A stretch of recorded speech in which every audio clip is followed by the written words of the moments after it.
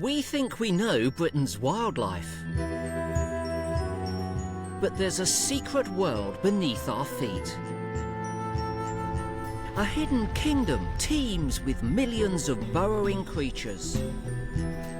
Their lives shrouded in mystery. Why do they live underground? Where do they sleep and eat? And how do they raise their young? Their secret subterranean world remained unseen. Until now. We are breaking new ground in natural history. We've unearthed real animal burrows and created 3 lifelike replicas of our own. A rabbit warren, a water vole burrow, and a badger set. Our 7 orphan cubs had their first taste of the night air, but can they learn how to speak badger? That's like a cat hiss. Our first rabbit litters ventured out of their burrow, but how will the warren adjust to the next wave of bunnies? It's as if the rabbits are deliberately spacing themselves out. We have an unprecedented window on the lives of the burrowers. Delve deeper into this magical world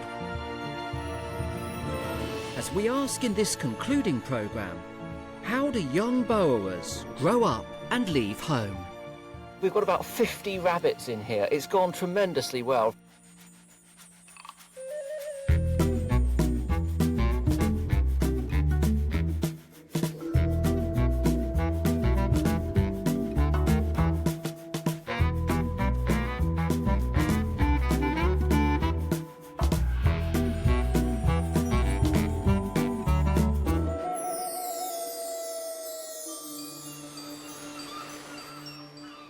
Summer has arrived in Britain's southwest, where in Somerset we created a home for 7 orphaned badgers. And 100 miles away at our Devon base, a riverbank burrow for a family of water voles and a large-scale warren for an ever-growing community of rabbits. Very soon, all of our young burrowers will be leaving to find new homes of their own. We'll watch as they prepare, as our badgers work out how to dig a new set, as our young water voles learn how to stock up for winter and work as a team, and as our rabbits discover safety in numbers. Our animals aren't aware that we've made their outdoor spaces predator-proof, but they're now all spending more time cautiously exploring.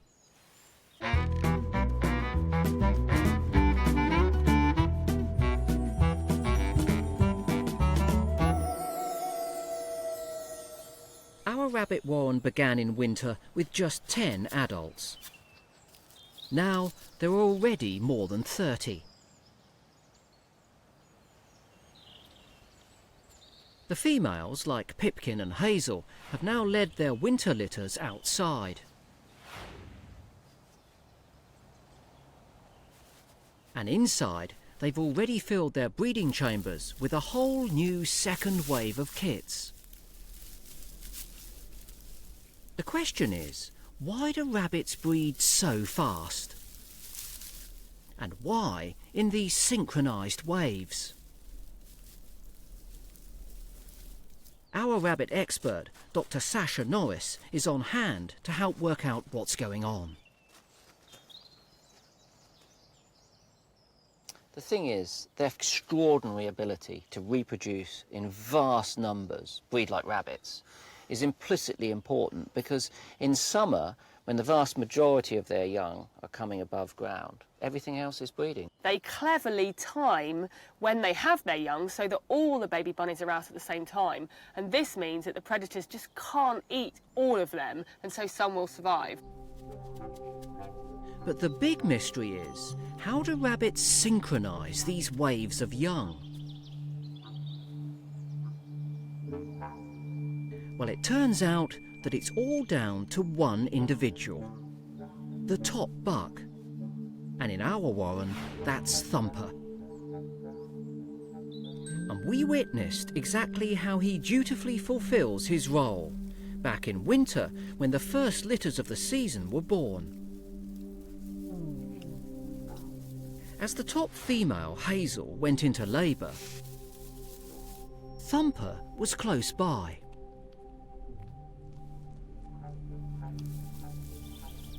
He's there, look, you see his shadow.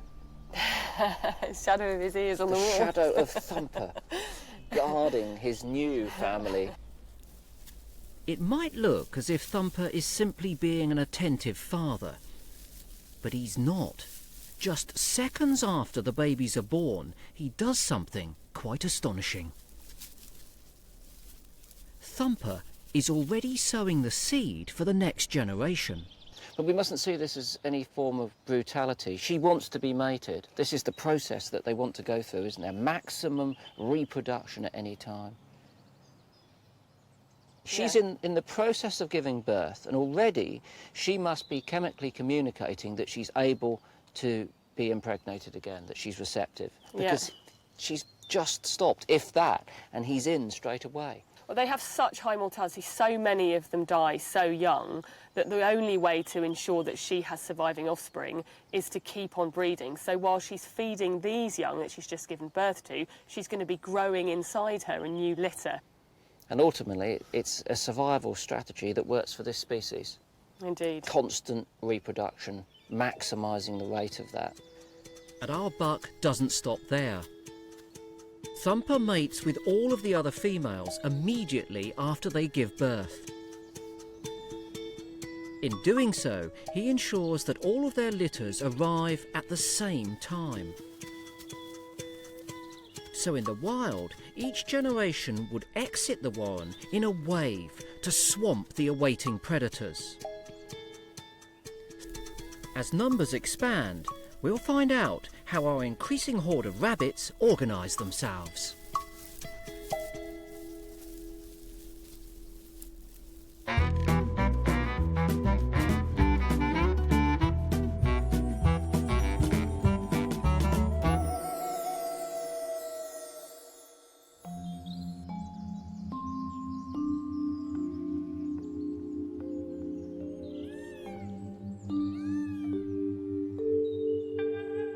At Secret World Wildlife Rescue, it's nearly a month since our 7 orphaned badgers moved in.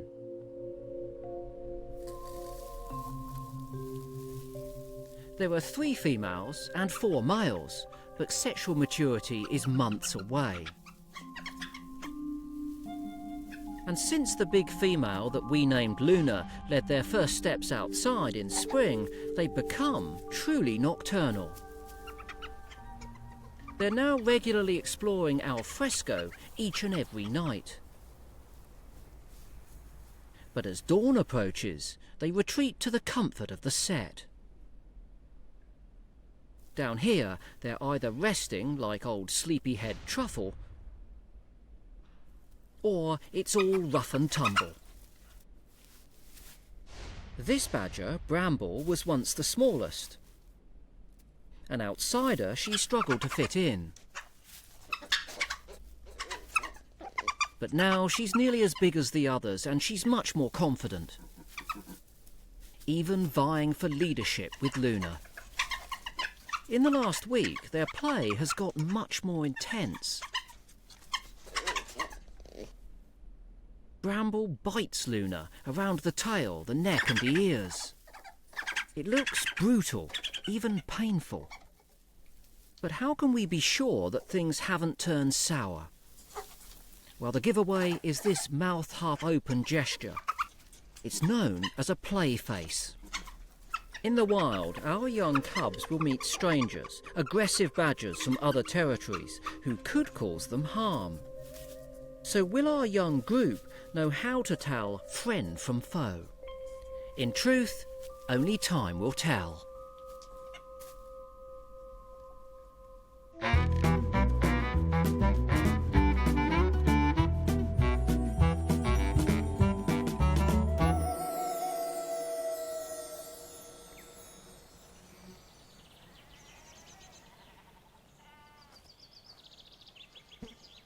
At Burrowers Central, our small Devon farm, our Water Vole riverbank is in full summer bloom.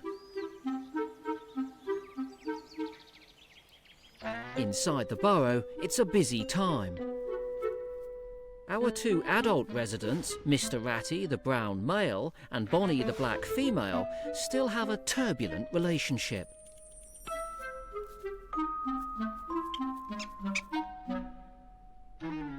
But it doesn't seem to matter. They've already produced a litter of 3.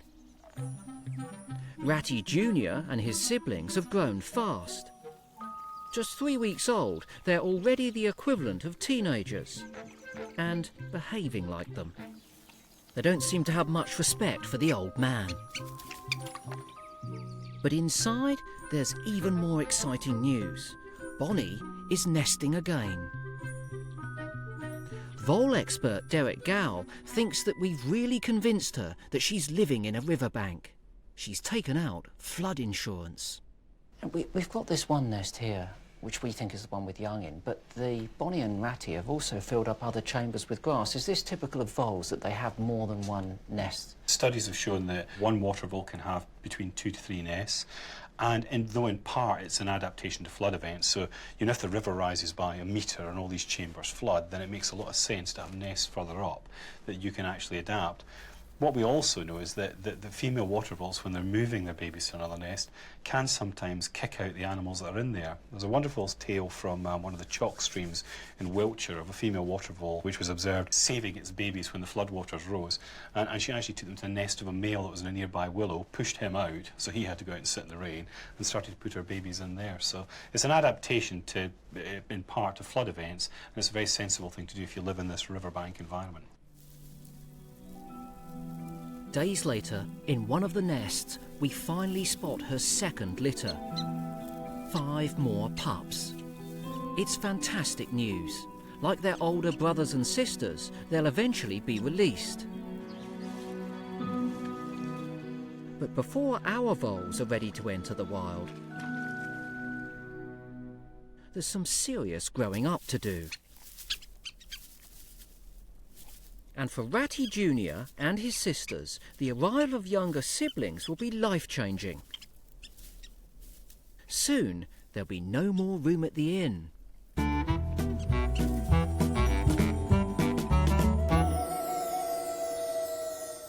Just a short walk from Riverbank Burrow, our rabbit warren is now a frenzy of baby bunnies.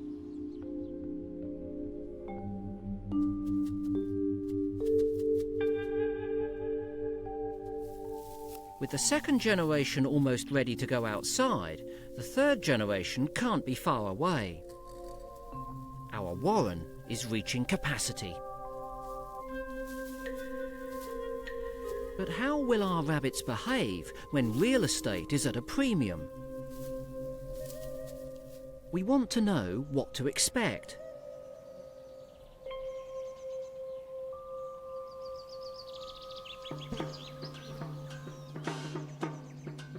Intriguingly, there could be some clues at our concrete cast of an abandoned wild rabbit warren.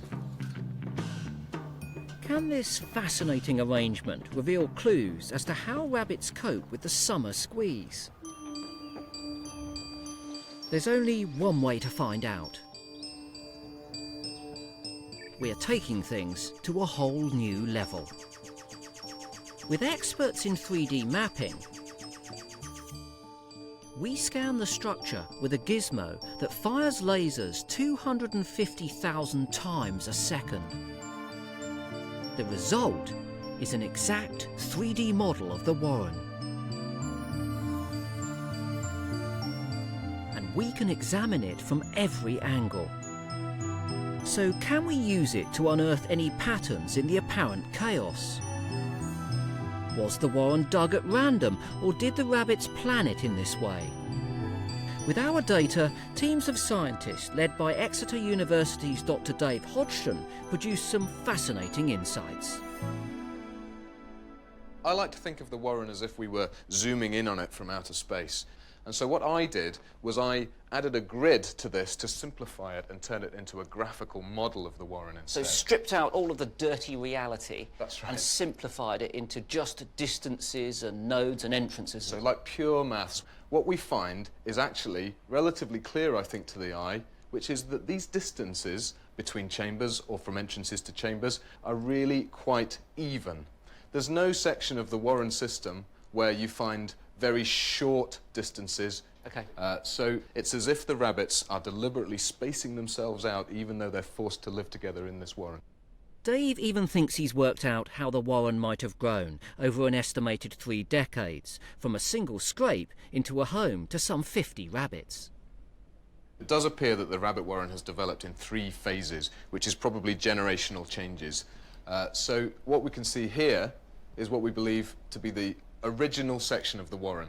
It's got large chambers and several entrances and a very connected network of burrows. There's a second phase to the warren, and I compare this to urban sprawl. If we have a historic city centre here with lots of alleyways, we have much larger warrens, they look fresher, there have been fewer cave-ins. The chambers themselves have more connections, so more burrows connecting to them, implying perhaps more traffic of rabbits. There's a third phase to this development as well, which is less clear. We don't understand this quite so well. Some rabbits that don't really enjoy the company of other rabbits, perhaps, are stretching the warren system out, and this is probably the newest part of the structure. This expansion is seasonal. With each summer breeding boom, the females dig out new nesting chambers and new tunnels. But how did the warren begin in the first place?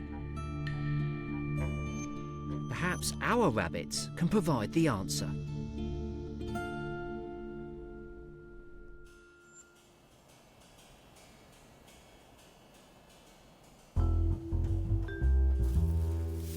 Our orphaned badgers are showing all the signs that they've become a well-bonded badger family. But will they fit in to the wider badger community?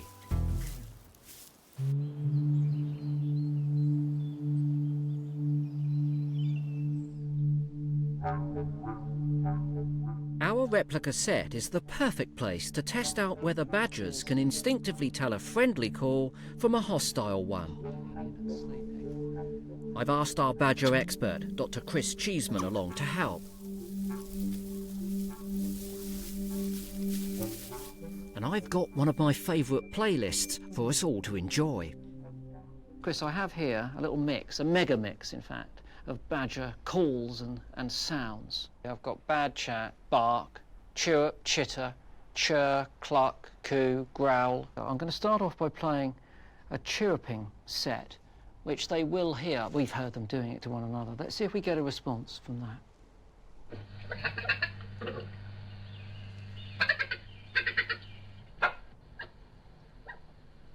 Oh, there, look at that. Look, this one's got up and got its... He's looking out. Look, he's listening. That was a sleeping badger a few seconds ago, and now, look, he's right out over here having a good look round. Well, this is the excited play noise. They're showing interest, and it's sounds that they recognise. You can see that. Where's that coming from? Where are those other badgers that are making that sound? That worked brilliantly and surprisingly. Should we try them with another call? I'd be interested to see the hiss reaction, because that's more of an aggressive sound. OK. Or back off, keep away. Should we go for the hiss then? Yeah, go for the hiss. Are you see ready? what happens with the hiss. OK. Look at this one. He's backing off. Backing off, look at that. That one's doing exactly what you'd expect. And the other one behind. And the other In one fact, behind. Look at that, he is backing right into the corner. That's bramble, actually. Right. That's like a cat hiss. Yeah. Keep away. Definitely cautious, I would say. The backing off was there Yeah. for the first few seconds. OK, should we try one more? Look at this one. Flat out. Yep. Okay. Try a bark. A bark. OK, let me have a look here. Bark. Are you ready for barking? Yep.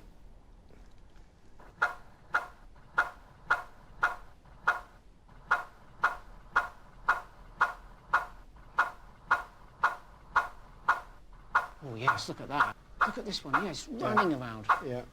In fact, they're all waking up now, aren't they? And look, this one's even actually fleeing the chamber. That's definitely a retreat. Our orphan badgers aren't sexually mature, but how would they respond to some of the best badger chat-up lines? There's a chirr that's made by the female badger, which gets males terribly excited. And there's a chirr that's made by the male badger that gets the females excited. What about that? Yeah. I can't imitate it, I'm afraid. Oh, just as well. I don't want to see you accosted here this afternoon by either sex, I've got to say. But when you see them, the females can say, back off. They have a little sort of chirr. And that means, no, leave me alone. Yeah. I'm not interested. Yeah.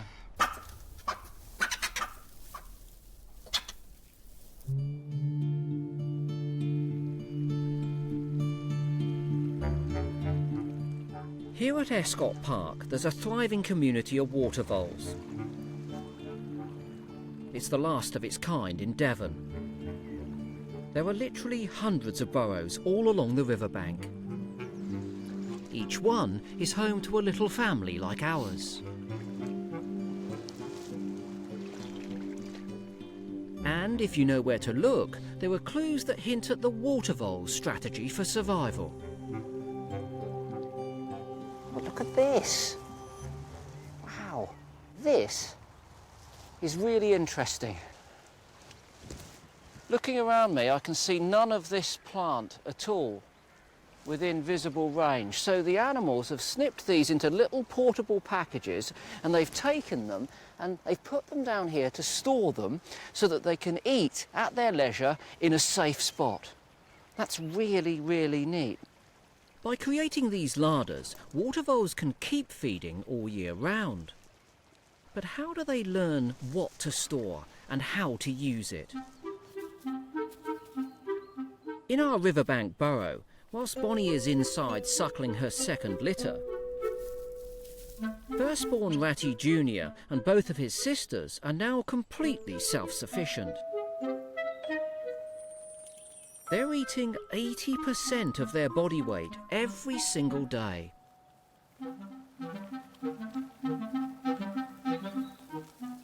And they're already instinctively making food stores of their own, both outside on the riverbank and inside the burrow. But what makes a good snack on the go, and what's a store cupboard staple? This was the question that we had in mind when we built their riverbank burrow. So vole expert Derek Gow introduced a wide variety of vegetation to their river. This is a real favourite. These are the roots of flag iris, and we're going to plant quite a lot of flag iris. And now the footage we've captured can show us which choices the water voles are making. Something innate is there that enables them to identify a species and its ability to be stored. And they must have to learn that as youngsters now, somehow. Well, I mean, could it be that, that it's a taste thing? I mean, could it be taste? Could it be as simple as that? That there's something in that root that appeals to them and they're using it as a result of that. A pattern is already emerging. Mum Bonnie has taught her young well. Ratty Jr. and his sisters are eating up their greens, perishable grasses.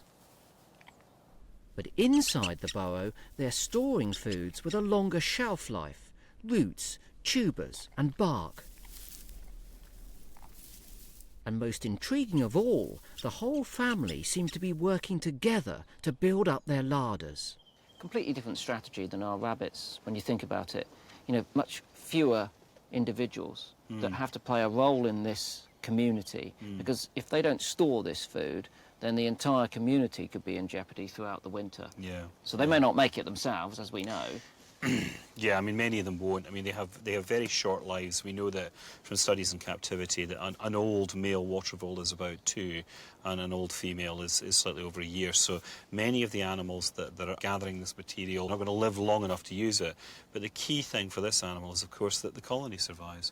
And it's kind of neat that that very survival is dependent on these young voles now learning what to eat and what to store later, isn't it? Yeah, absolutely critical, yeah.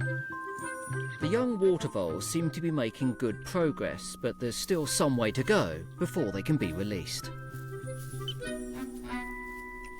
They've got to learn fast. They've got to learn how to build nests, how to cut food, how to bring food back into the burrows, and how to store food.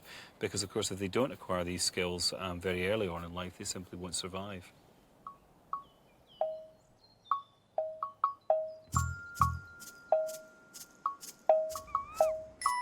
In our rabbit warren, the second wave of rabbits are now outside. And the third batch have arrived. As a result, the dynamics of the warren are changing. Top female Hazel keeps churning out babies in the penthouse chamber that she picked out in winter. To appreciate how well she's chosen, you only need to look at the accommodation the females below her in the pecking order have had to make do with. One of them, Beatrix, is trying to raise a family in what is effectively a busy highway and a favourite duelling spot for our two males.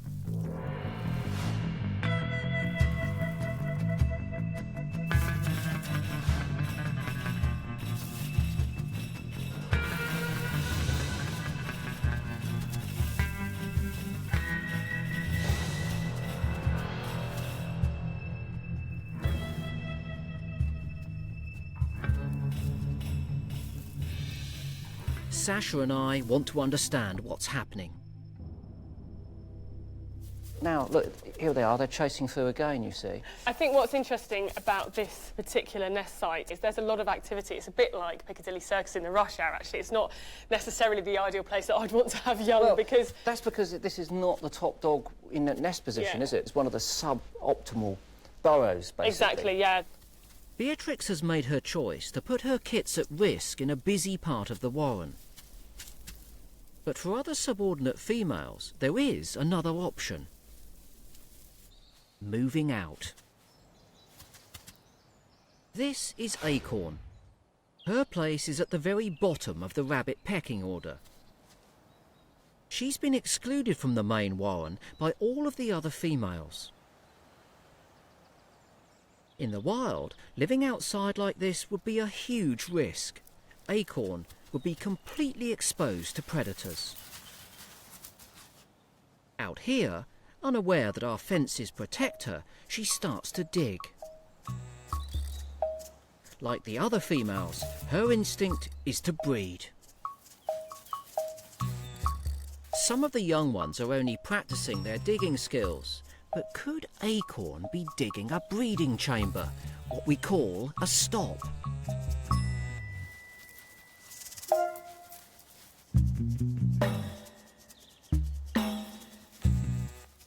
And could this be a clue as to how whole new warrens begin life?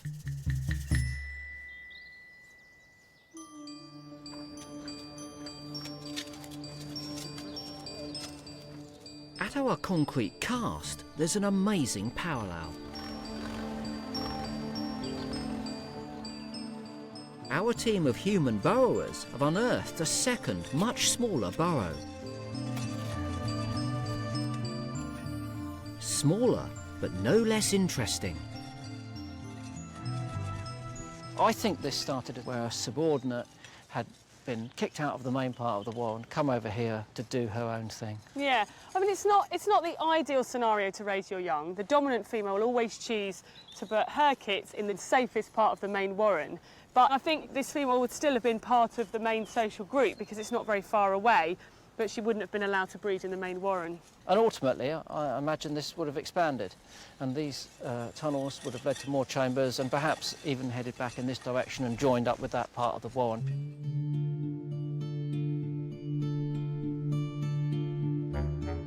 This satellite warren is situated just a stone's throw from the main one.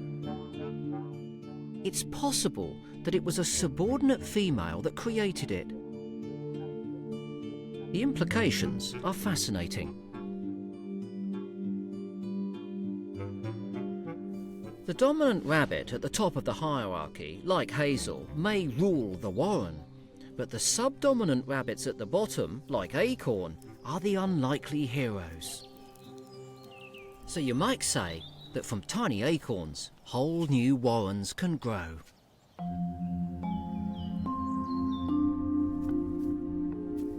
Back in Somerset, our young orphaned badgers are doing well without parents.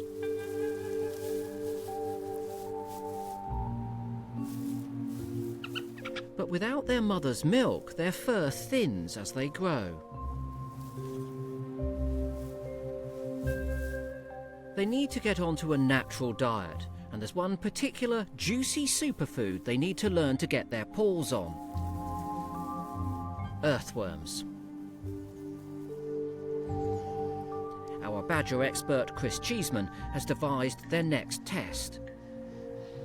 He's buried pockets of earthworms around their enclosure.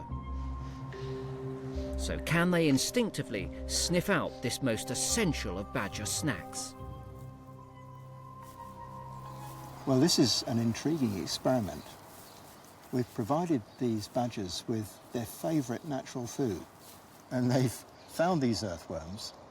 The first time they've been confronted with what will be, in the wild, their main staple food. Earthworms must be irresistible. Bramble is in a digging frenzy. Badgers find them by smell. And they quickly grab it with their incisor teeth, and they'll pull it gently out of the hole, toss it back, a couple of bites, and swallow.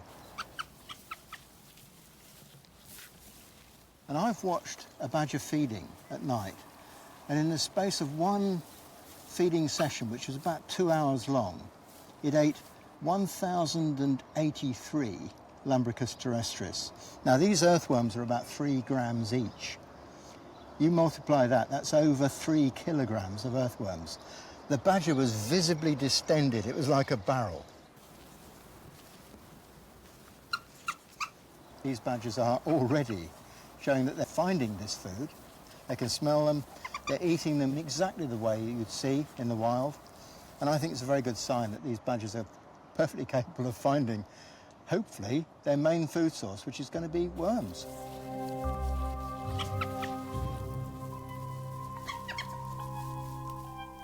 Now, it's great news that our young cubs are getting so fond of dining out.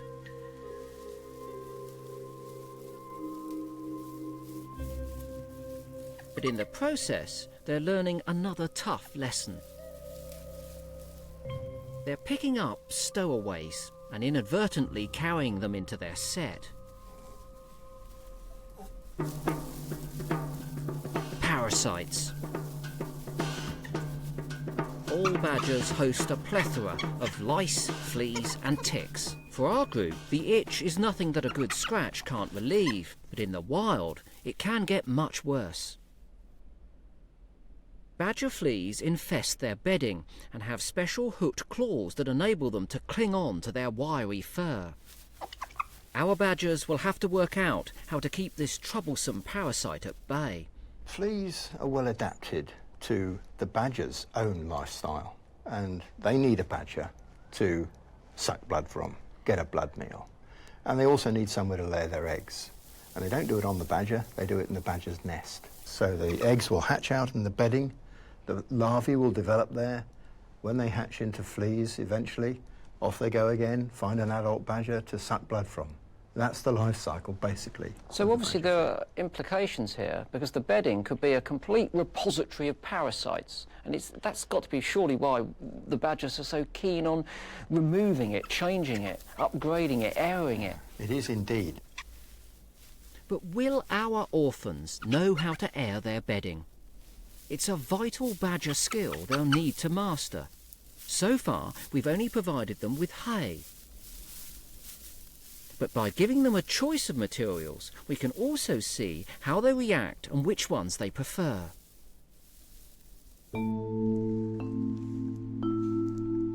We've gone for hay, dry grass. We've gone for bracken, which is very, very common. They do bring in fresh green bedding. Well, one that's frequently brought in, and it really is smelly, is garlic, wild garlic. And the smell must be incredibly pungent. And I'm sure the fleas don't particularly like that. I can certainly buy into that theory because I've seen that other animals will specifically choose types of aromatic plant. Birds in particular will bring them into their nests, and they're thought to have anti-parasite or antibacterial properties.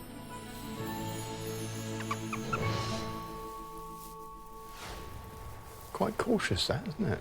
Yeah, it's having a good sniff, look. That's also very interesting. Look at that. And the garlic. Having a good sniff. Yeah, look at that. Not so sure about that. Must be blowing his nose off that garlic. There was a definite response. Bramble came straight in, initially cautious, but then went to that new hay there, and the others have piled in. They seem to be enjoying it, don't they? Yeah, there was tremendous interest sniffing. It smells. Theirs is a world of smell. Yeah. Where has this come from? And to a badger, it must be a cacophony of smells. Yeah, and new smells for these animals as well. Absolutely. They've never experienced any of these things except the hay. Yeah. But then Luna is down here sniffing away furiously again at this mixture of grass and bluebells. Yeah, did you see the way she stuffed the nose in? Yeah. It was really just, what is this? You know, it's getting a lungful of a completely new experience. Yeah. It'll be a week or two before our cubs get used to their new bedding. When we return, we'll see whether they've been able to work out how to beat the parasites.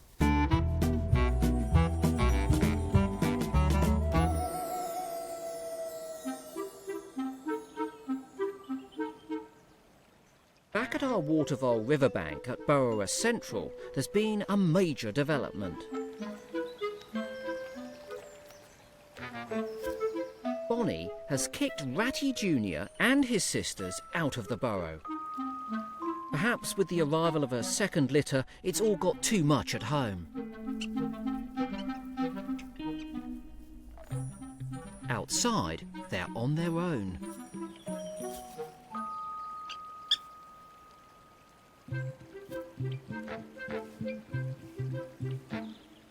In our protected enclosure, they're quite safe from predators.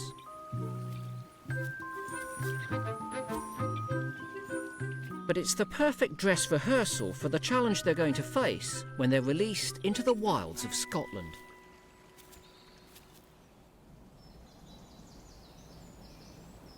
I'm back at Escott Park with Derek. It's the site of one of his most successful previous release programmes and where water voles now thrive. There's a burrow, look, coming out. Yeah, there's loads of burrows here.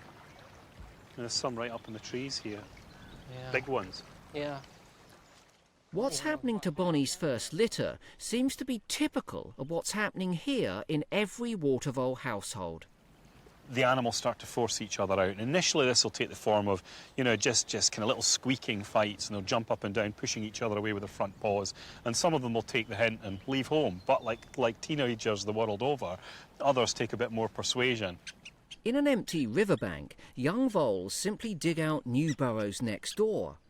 But in existing colonies, things get a lot more complicated. So if our family here, beneath our feet, say, is rapidly expanding in numbers, and another is just down the river slightly further, at a certain point, they could meet.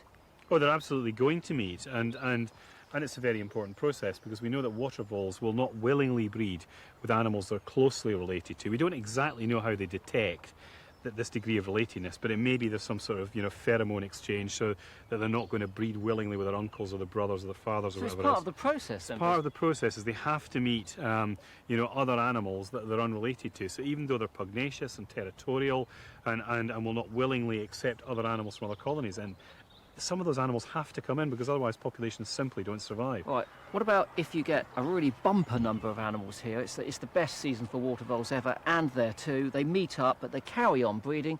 Then where do they go? Well, then what happens is that you basically have the animals that they're forced by population pressure out into the wider landscape. You get this kind of starburst type phenomena. You just go boom. This starburst effect would be the perfect outcome for Derek.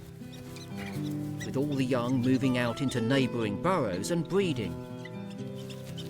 The whole riverbank would then explode into life, creating a honeycomb of burrows packed full of water vole families.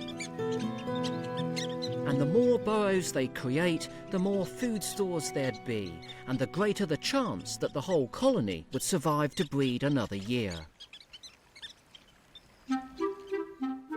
But all of that depends on young water voles learning how to dig. Can our youngsters work out how to create a new home?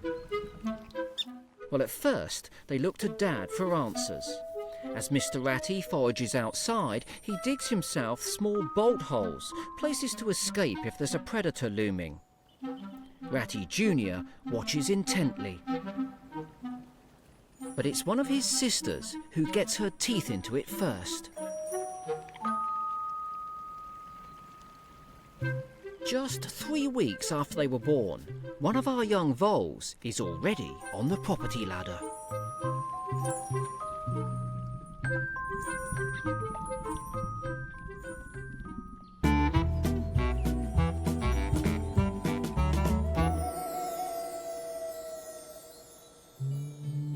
Back at our badger set, Chris Cheeseman has returned to see how the badgers have got on with their bedding challenge. Inside the burrow, things are eerily quiet. There's no sign of the badgers or their new bedding. I'm absolutely amazed that these badgers have removed pretty well all of the bedding that we put in to the artificial nest chambers. We've got a piece of a nice bedding ball here, which is some of the hay that was introduced. That's been gathered up and just brought outside. That's what we were hoping to happen. But aside from the hay, where's all the other more flea-resistant bedding? And where, for that matter, are the badgers? Well, as we spool through the footage captured over the previous few nights, there are signs of something very exciting. In the middle part of our outdoor enclosure, our badgers are seen investigating an old log. Luna digs away the dirt and then disappears right down inside. She emerges and then slowly pulls out some bedding. And this explains everything.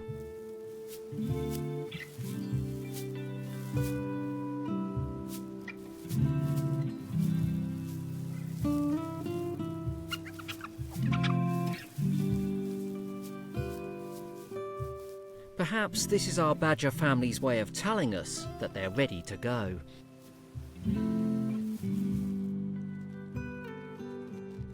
They've developed natural behaviours and they seem to have moved on.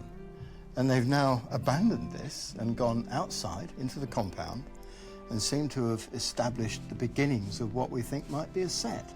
This has been, I think, a tremendously rewarding experience for us all to see the way these cubs have been brought in from the wild at a very young age. They've bonded as a social group. They've developed natural behaviours. And I don't think it's going to be long before they're ready for release into the wild. There's even better news. After getting the all clear in their tests for TB, our young orphans have passed their final challenge.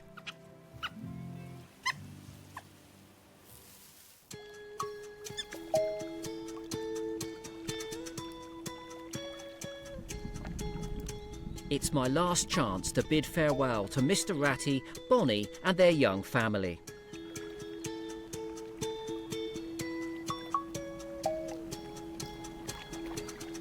Their home is now bursting with life, and soon their offspring will head off to start their new lives in Scotland.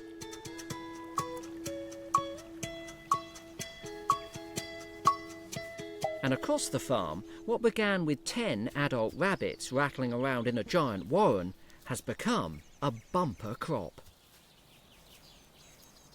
Sasha, the project's coming to an end. We've got about 50 rabbits in here. It's gone tremendously well. Of course, we've witnessed all of their breeding habits, which has been brilliant, but now we've got this population of rabbits we have to look after.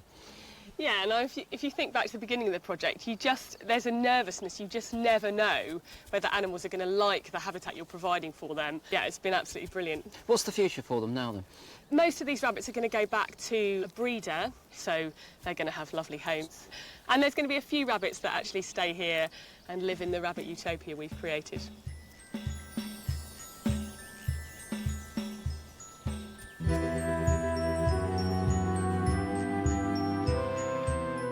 At the start of the project, we had an empty field, a few plans and a big ambition.